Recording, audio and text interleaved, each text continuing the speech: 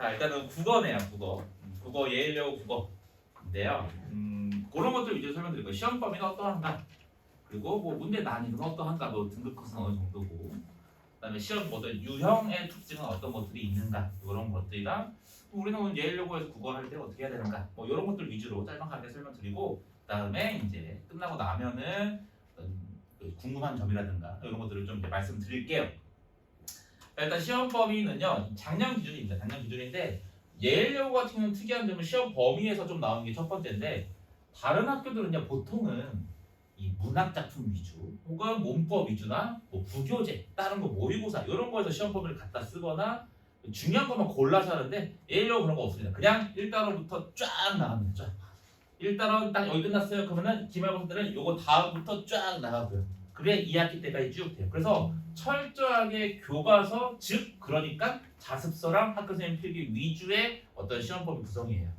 그래서 1단원부터 쭉 나오고 만약에 다른 학교였다면 한 요거 정도에다가 요 문법 정도가 들어갔을 거야 아마. 근데 요런 거 언어에 대한 배워야 됩니다. 애들은 언어 이런 싹 안해 그런 것들도 배워야 돼요. 그런데 문제가 나오는 거랑 내용적인 어려움이랑 다르죠. 내용적으로 굉장히 쉬워요. 근데 여기에 사용되는 용어 그리고 어떤 상황이 주어졌을 때 누가 어떤 것이 옳고 그른가 이런 것들을 푸는 건 따로 공부를 해야 된다라는 거. 그리고 말하기도 들어가면 글쓰기도 들어가서 글을 어떻게 썼나를 점검하는 거예요. 어렵지 않아요 내용상. 그래서 보통은 요런 파트들은 크게 어렵지 않은데 보통 우리가 일반적으로 좀 어려워하는 거 문학 파트라든가 문법 파트에서 어렵습니다. 특히 예일여고는 문법이 어려워요. 이상하게 학교 선생님들 거기에 좀 일부러 주안점 두시는 것 같아요. 이게 몇 년 동안 계속 지속되는데 물론 시험 전체 난이도가 쉬운 것도 당연히 있을 수 있겠지만 그 와중에도 다른 데에 비해서는 문법이 항상 중요하고 어렵게 다뤄지거든요. 자, 요렇게 나왔다고 봤을 때 시험 범위는 그래서 기말고사도 마찬가지였습니다. 3단원 끝나고 4단원부터 쫙 들어갔었다는 거. 그게 별로 중요하다고 연결되지 않더라도 나갔다는 거. 그래서 일단은 어떤 학원을 다녀라 당연히 중요하고 어떤 선생님들 배워라 당연히 중요한데요. 학교 수업 열심히 들으셔야 됩니다.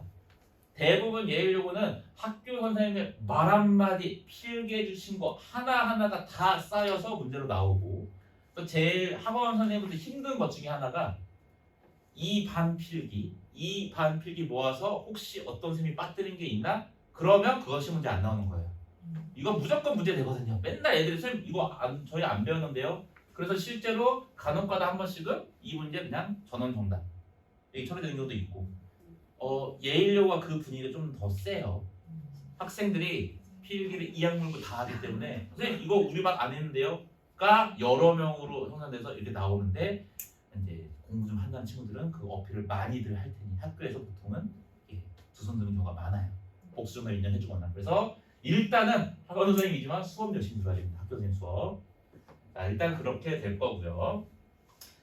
두 번째, 전체적으로 본다 그러면 교과서만 시험 범위인데 그 양으로 보면 많지 않아요. 아까 말씀드린 것처럼 말하기라든가 글쓰기 이런 거는 크게 어렵거나 와 대단히 너희들이 많은 시간을 투자해야 된다라고 보기는 어려운 지문들이고 문법이랑 문학 위주의 시험 범위만 좀 중요하게 많이 하면 되는 거여서 시험 범위는 많지 않다고 볼 수 있고 가끔 학교 프린트 가끔 거의 학교 프린트가 없습니다. 거의 없는데 조금 학교 선생님이 추가로 하실 거다 그랬을 때 가끔씩 추가되는 경우 정도 그 정도만 나온다고 보시면 되고 문제가 유형으로 까다롭게 내는 케이스가 있고 내용으로 까다롭게 내는 케이스가 있어요.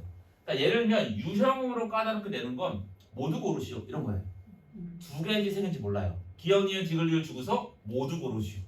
하나 틀리면 다 틀리는 거. 물론 예일여고도 그렇게 나오기도 하고요. 두 번째는 내용적인 까다로움. 이거는 학생들이 진짜 똑똑한 애들 완전하게 이해하고 공부한 친구들만 풀 수 있어 라는 것이 다른 학교에 비해서는 한두 문제가 더 나와요. 제가 요렇게 써놨다고 해서 한 20문제 나오면 다 그렇다는 게 아니에요. 80% 이상은요 다 기본 문제입니다. 공부했고 학원 다녔고 문제 풀어봤고 복습해봤어? 다 맞춰요 다. 그런데 나머지 20%한 3문제에서 5문제 정도 사이가 여기에 해당돼요. 그러니까 이거 해결하나의 차이지 절대 이해가 진짜 국어를 이렇게 못할 수가 있나 싶은 아이가 아니라면 대체로 다 7, 80점 이상 싸움에서 이제 등수 가르기예요. 자, 시험 총평을 한번 본다면 난이도는 그래서 절대 어렵지 않고 객관식과 서술형 문장이 이렇게 되거든요. 이것도 1학년 때 내는 보통은 변하지 않아요. 자, 다른 데에 비해서는 시험 문항수가 좀 적은 편입니다. 객관식 학교마다 특징이 다른 거겠지만 선정고도 26문제 나오고 대성고 40문제씩 나와요. 서술형 없고. 그러니까 학교마다 다른데 예일여고의 특징은 객관식이 적은 편입니다. 20문항. 이건 1학년 때 매번 그랬고 서술형도 요 정도 6문제에서 크게 벗어나지 않고요. 근데 이제 문제 100점 비중이 6대4도 항상 정해져 있고. 그럼 이걸 바꿔서 생각해 보시면 다른 학교들 객관식에서 2.1점, 2.3점 이럴 때 3.1점, 뭐 3.2점 이런 식으로 배점이 좀 높아요. 그러면 2개 정도만 틀려도 94점 이렇게 되는 거거든요. 그러면 94점 솔직히 뭐 나쁜 점수는 아닙니다. 그러면 뭐 2등급 혹은 3등급 이렇게 가는 거예요. 예일여고에서 94점으로 1등급 나오는 건 꽤나 특이한 경우예요. 진짜 시험 좀 어렵게 된 경우. 작년에도 한번 있긴 했지만. 두 번째 서술형 6문장인데 제 경험상과 이 학생들하고 봤을 때 여기는 중요도가 좀 떨어져요. 공부할 필요가 없다가 아니라 이거 까다롭다 라고 볼 법한 게 좀 적어요. 그 말은 객관식으로 출제됐으면 학생들이 많이 덜 맞췄을 문제예요. 그런데 서술형을 내서 그것도 이렇게 막 20글자, 30글자씩 써야 되는 서술형이 아니에요. 딱 단어만 쓰거나 그냥 짧은 한 문장 정도. 그러니까 내용적으로 쉽고 다 보통 핵심 정리를 해봤던 것들이거든요. 그러면 의미하는 게 뭐냐? 실수하면 죽음인 거예요. 너도 나도 다 맞힌단 말이에요, 서술형.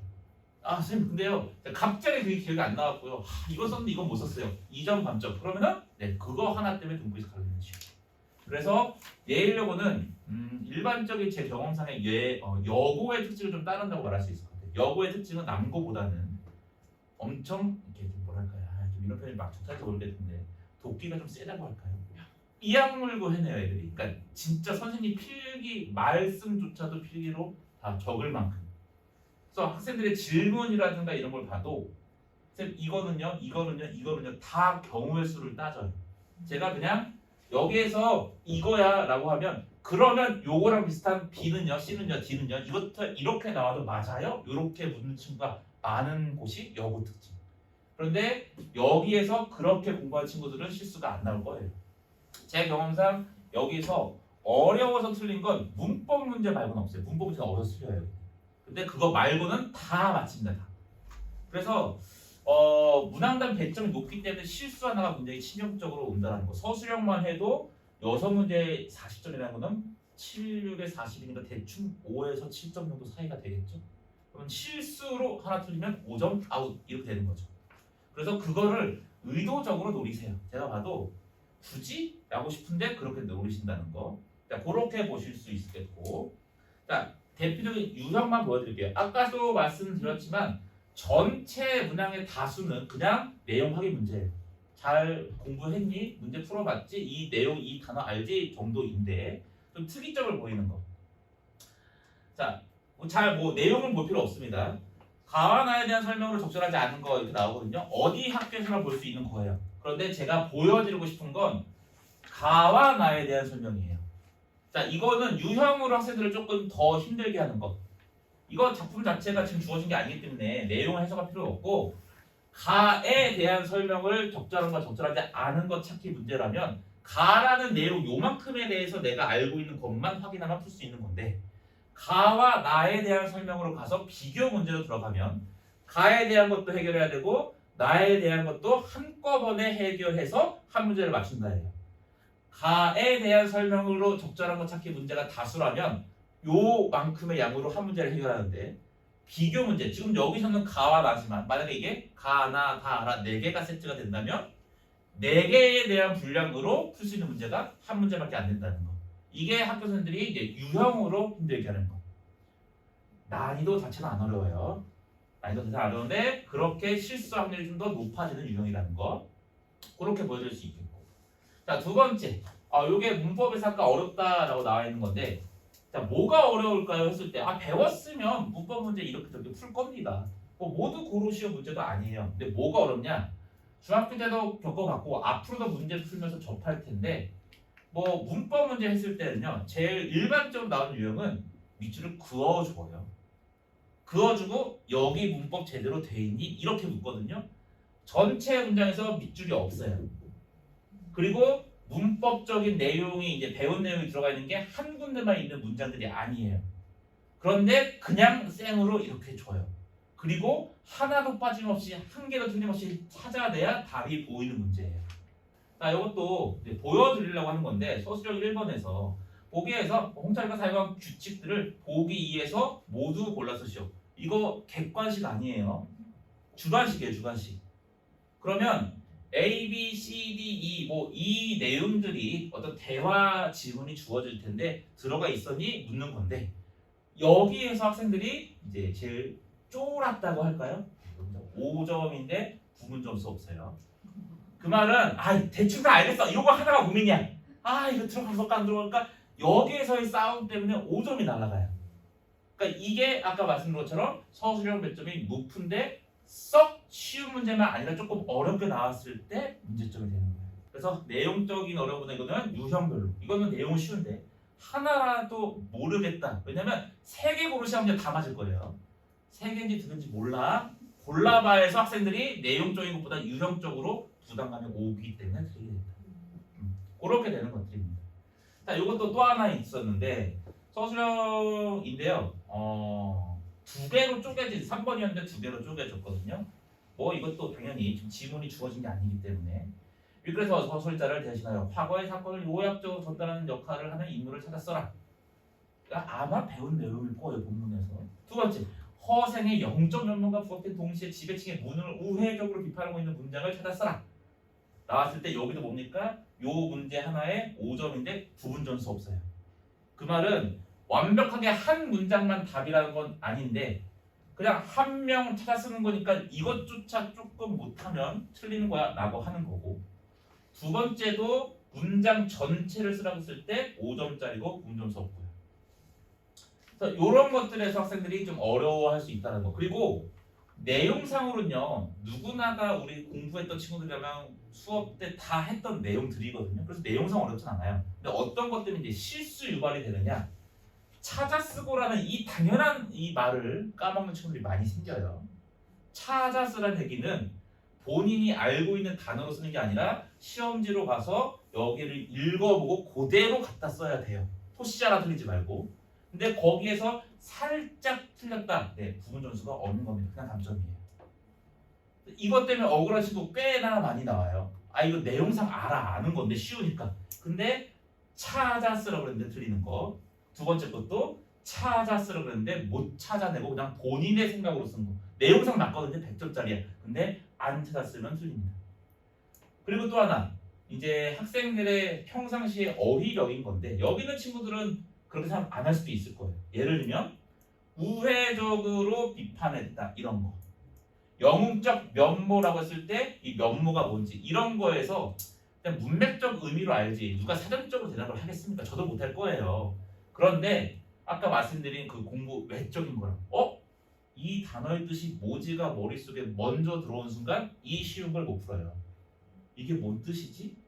우회적이 뭐지? 이 생각이 먼저 들면 너무나 쉬운 내용인데 못 풀어요. 그래서 이런 것들 때문에 공부할 때 습관이 중요해요.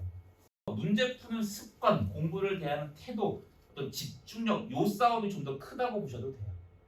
보통 예일여고는 학생들이 공부 좀 하려고 하는 성향들이 좀 더 강하고요. 다른 학교에 비해서 비중적으로. 그리고 그 친구들은 그래서 공부량이라든가 이런 거에서는 크게 떨어지진 않을 거고요. 만약에 그 전제 안에 들어가는 친구들이라면 정말 그 아까 말씀드린 태도, 습관 이런 것들을 바꾸는 게 좀 더 클 거예요. 모른다가 아니라 이렇게 접근해서 실수를 단 한 번도 안 해야지 이렇게 출발을 한다는 거. 그렇게 보시면 될 것 같습니다. 그래서 난이도는 전체적으로 본다 그러면 평범하다 하면 조금 어렵네 정도 수준이 있고, 그래서 그 어려운 아까 유형별로 보여드렸죠, 혹은 내용적으로 보여드렸죠. 그런 문제가 결국에는 등급을 가르게 될 거고 1, 2등급 정도는 이걸로 갈리는데 3, 4등급은 아까 말씀드린 것처럼 기본 숙지 내용에서 실패한 경우는 조금 거기서 흔들린 거예요. 그렇게 될 겁니다. 그래서 등급컷은 이제 대체로 높게 측정됩니다. 보통 여기서 어긋날 수도 있겠지만 80점대이지만 어려워서 1등급에 들었어요라는 경우는 제가 까먹은 걸 수도 있지만 3년 내내 없었던 것 같아요.